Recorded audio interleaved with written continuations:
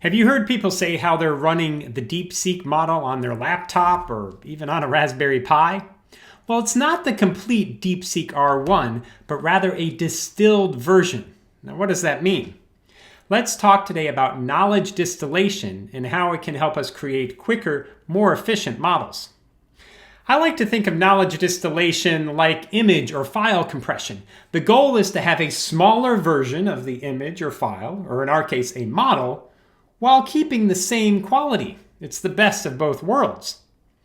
In knowledge distillation, you start with a larger model that's been pre-trained on a lot of data and performs really well. We'll call that the teacher model.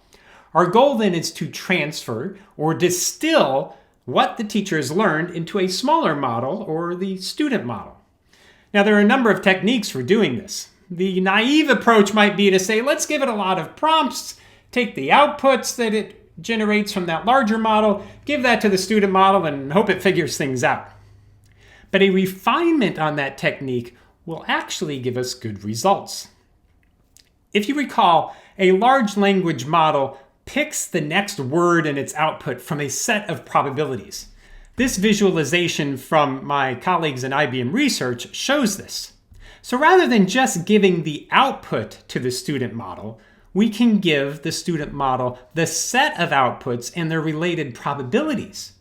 So in this example, it would tell the student model that banks is related to a river's edge rather than a financial institution. Now, there are other techniques to do knowledge distillation that require us to peek further into the model. They deal with features and relation-based knowledge.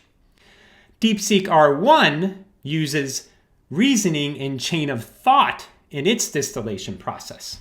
So if I ask a model, for example, to help me write a report on smartphone sales, it might first output all of the thinking it does before it comes up with its particular response. This reasoning output is what is provided to the student model to do the distillation.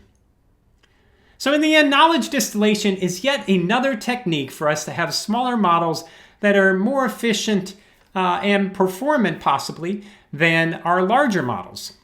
Have you experimented with any of the distilled versions of DeepSeek? And how are you looking at using smaller models in your enterprise? Let me know in the comments below.